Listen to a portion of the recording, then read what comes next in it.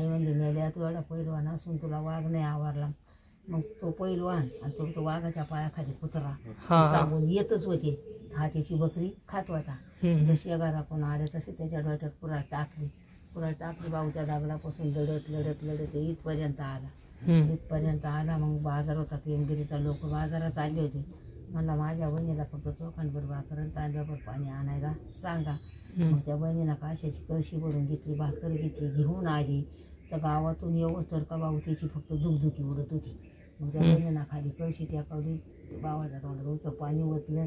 त्या भावाच्या तोंडातलं पाणी खाली पडलं. मग त्या बहिणीला तशीच कळशी धरली, तशी तिच्या मस्तकात काढून घेतली भाऊ.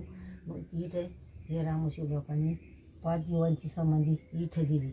वड लावून याचा पाणी घालून जागावला, यांना सावली केली. मग त्या बाईची कळशी त्या भाऊची कुऱ्हाड या वडाच्या खोडात. इथं जिजाबाई आली. इथं दर्शन घेतलं. इथं गडून गेली. गडावरून रात शिवनेरीला गेली. शिवाजी महाराजाचा जन्म शिवनेरीला झाला.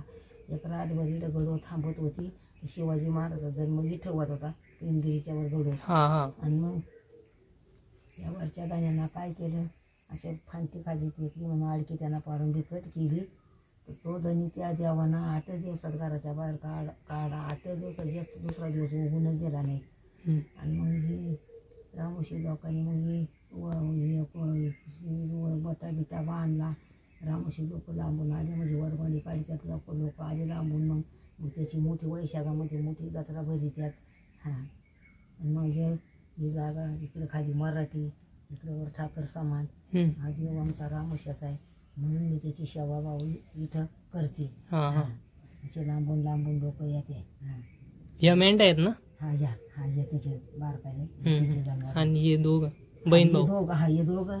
आणि मग ते नंतर मूर्ती बसली नंतर मूर्त नंतर गळ या दोघं खालीच येते.